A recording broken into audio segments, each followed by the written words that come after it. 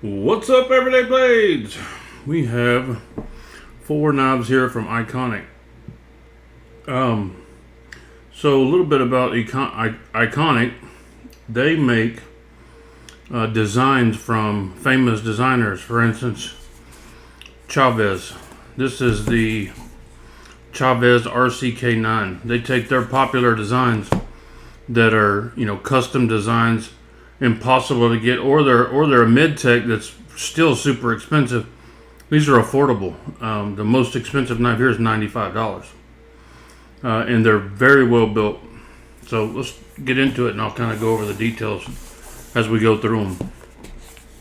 I'll start with my favorite, the Chavez. I've been a Ramon Chavez fan since as far back as I can remember.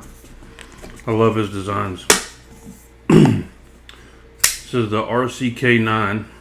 As you can see, I've had it out the box and used it a little bit, and it's just a great knife. They did such a good job. So they manufacture these knives in a production environment, and then they are hand sharpened. They are QC'd to the nines. I can't find any QC problems on any of the 4 knives that I've looked over. We actually got the older version of these knives in about a year ago and looked them over and did an overview video. We're going to get a little more in depth today. You can tell the newer versions from the older versions. The newer versions have the smaller Eikonic writing on here, and these have ceramic bearings. You'll notice that, and the other ones, I don't know if the other ones had ceramic bearings, but the other ones had the same quality control. They were very well built. All the centering is going to be dead on the money. All the things us reviewers bring up that we have problems with on knives, they address, and it's taken care of. Like the clip is, recessed into the scales. It's small things like that really adds up to a quality knife. This is just a great size EDC. The only thing that would really top this off is if it had the Chavez clip, because that, to me, that's kind of signature. But that's all right. For $95, you can't ask for too much. They're already giving you way more than you're paid for. Their signature is to kind of put these dots, this dot jimping on the liner lock. So this is a thumb stud deployment, just the same general shape as the other Chavez models. It's just smaller. I believe it's even a little bit smaller than the Street. So anyway, let's look at a couple of size comparisons on this one.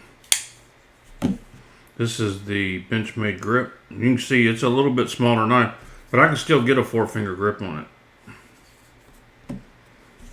And this is actually my son's bug out. He sent it in to me with a broken thumb stud, and it was dull as butter. He works in the South Texas oil fields. I mean, this thing sees hard use. So this is 2 years of hard use in the oil field. Did not look like this when I got it. To be fair, it was rough. The thumb stud was broken off. I put a new one on it. It was filthy. It was stained.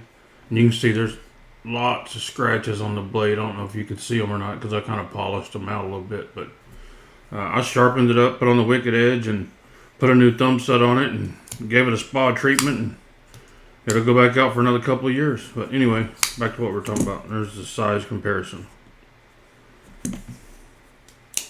Alright, let's move on to the next knife. This is a Brian Brown Knives. Dromas, D-R-O-M-A-S. Dromas. $79.99.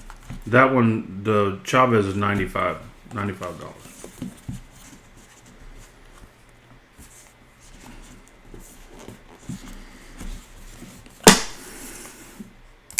Oh, very nice. Very nice flipper. Those ceramic bearings really do their job. Centering is dead on the money. It just feels really good when you use a knife that works properly. It just, the geometry on the flipper tab is just right to light switch it. Very nice. I like the finish on their blades. They just do a great job. You got Brian Brown Knives logo right there on the top. I don't know exactly what model this is made after, but when I see it, it reminds me of a Brian Brown's knife. Again, ceramic bearings. All of the, I believe, let's see, one of these had the steel on it. I believe they're all D2. Let's put this over there. Pretty sure one of these had it on this. Yeah, D2. Yeah, that one has D2 on it. Anyway, don't be peeking. We ain't ready for this one yet. Get back to the Brian Brown knives. Anyway, these are blue micarta. This one's in a blue micarta. Or G10, actually. I'm sorry, not micarta. Blue G10. Stainless steel liners. The liners are hollowed out for weight. Let's check the weight on that, since they took the time to hollow those liners out. This is not a review. This is just kind of an in-depth overview.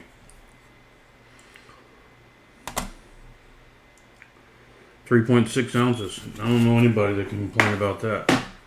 You're not even going to know that's in your pocket. Lanyard loop on the back. Very nice.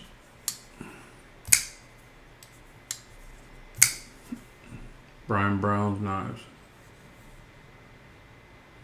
Notice they all have kind of the same pocket clip.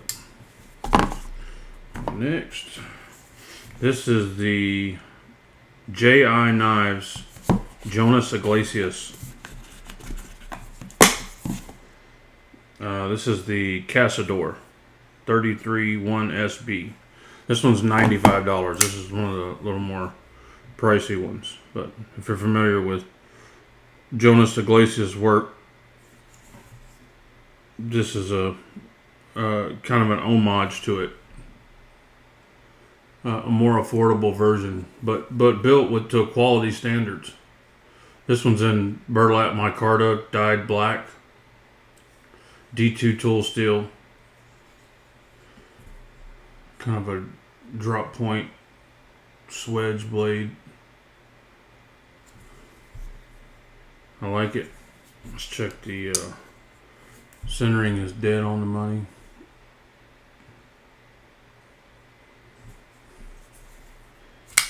Ceramic bearings, just like all the rest of them. Drop shut. I mean, how often do you get a knife that's $95 that has an action like that? I don't often. But I mean, that's not the definition of a quality of knife, that it drops shut. But this one has really nice control to it. Very nice. HEA Designs. This is the Fairwind 2205 SGY, $74.99. In the same blue G10. I like that one. Those clips are all the same, and it's a good thing because they all work very well. I like their design on their pivot. This one feels super light.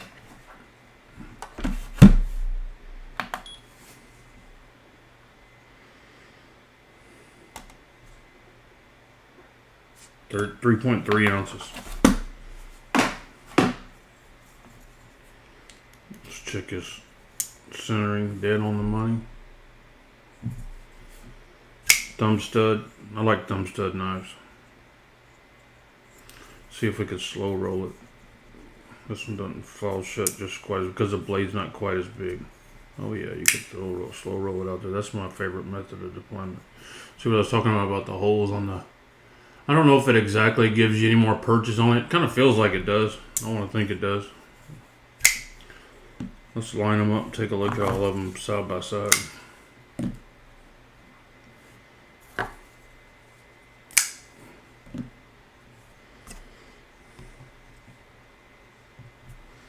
And then they're all kind of in the Civivi Elementum-ish size. Here's the Civivi Elementum up against them. And then down here at the bottom, we'll throw in the bug out. Bug out's quite a bit longer, except for this one. This one's about the size of the bug out. But Eikonic Knives. I'm very impressed with every one of their knives that I've seen. They're just well built knives. They're all under $100. and it's a knife you could use more than likely for a lifetime. They're just heavily well built knives. I'm impressed. I like it when a company does good work and still charges a good price. That's good for us. That's good for knife collectors.